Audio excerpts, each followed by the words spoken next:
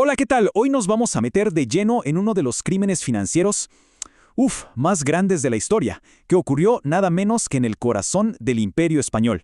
Así que prepárense, porque vamos a desentrañar la increíble historia del escándalo de Potosí. Y para arrancar, a ver, pensemos en esto. ¿Puede una ciudad ser tan, pero tan rica que termine envenenándose a sí misma? ¿Es que la opulencia, la abundancia, es siempre una bendición o puede convertirse en una maldición que lo pudre todo desde adentro? Bueno, Potosí tuvo que responder a esa pregunta por las malas.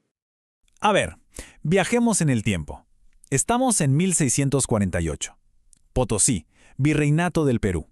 Imagínense las calles, un hervidero de gente, de riqueza. Todo gracias a esa montaña de plata, el Cerro Rico. Pero ojo, debajo de todo ese brillo está a punto de estallar un escándalo. Uno que va a sacudir los cimientos del imperio más poderoso del mundo. Y bueno, en el centro de todo este lío tenemos a dos personajes que son como el agua y el aceite. Por un lado, Francisco de Rocha. Piensen en el hombre más rico y poderoso de Potosí. Y por el otro, Francisco Nestares Marín, un funcionario de esos que ya no hay, incorruptible, la mano derecha del rey, enviado para poner orden, costara lo que costara. Pero un momento. Para entender la magnitud de este crimen, primero tenemos que entender qué era Potosí. Y es que no hablamos de una ciudad cualquiera, ¿eh? Era literalmente el motor económico del mundo entero. Y todo gracias a una sola y gigantesca montaña de plata. Miren, para que se hagan una idea, solo 10 años antes de que todo explotara, un cronista, Fray Antonio de la Calancha, la describió así. Escuchen esto.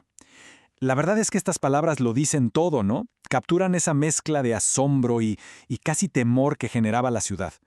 Era el lugar donde terminaban todos los sueños de riqueza. Y si hablamos de números, agárrense, ya para 1572, un censo que mandó a hacer el virrey Toledo arrojó 120,000 habitantes. ¡120,000! Era más grande que Sevilla, que en ese momento era la ciudad más poblada de toda España. Una locura. Una metrópolis global a más de 4,000 metros de altura. Claro, y toda esa plata tenía que ir a alguna parte, ¿no? Pues financiaba un comercio mundial como nunca se había visto. Y no hablamos solo de cositas de Europa.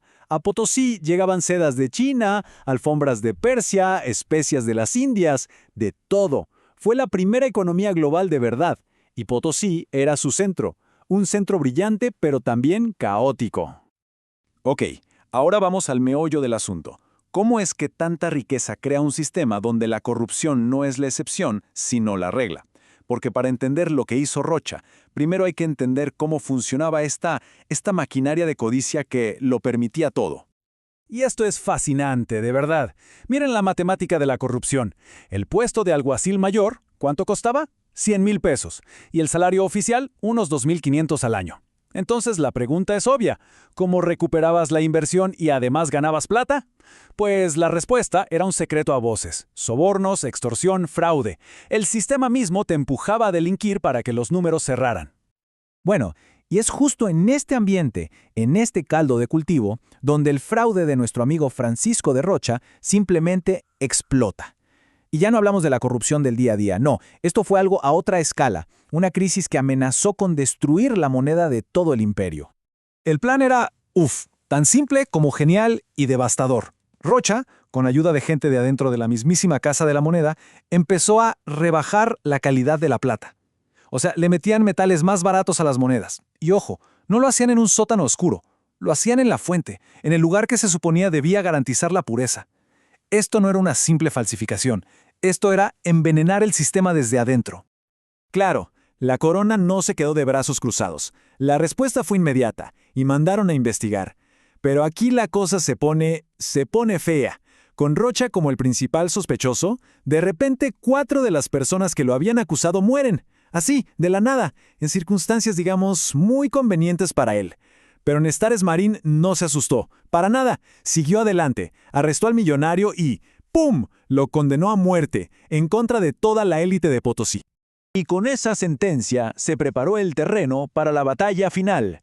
De un lado, el poder del dinero, una fortuna casi infinita. Y del otro, el poder del Estado, la autoridad absoluta del rey, representada por este funcionario que no se doblaba ante nada. Rocha, por supuesto, hizo lo que cualquiera en su posición hubiera hecho en Potosí: intentar comprar su libertad. Ofreció una fianza de 400,000 pesos, una locura de dinero. Movió todos sus hilos a sus amigos poderosos, hasta las órdenes religiosas metió en el asunto para que pidieran por él. Pero Nestares Marín, nada, fue una pared.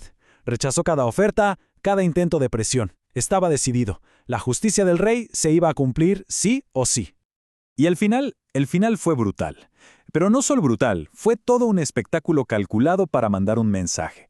A Rocha lo ejecutaron con el garrote vil, que es un método de estrangulamiento. ¿Y dónde? En su propia casa. Imagínense la ironía. Pero eso no fue todo. Después le cortaron la cabeza y la pusieron en exhibición en la plaza principal. El mensaje era clarísimo: no importa cuánta plata tengas, nadie, absolutamente nadie, está por encima del rey.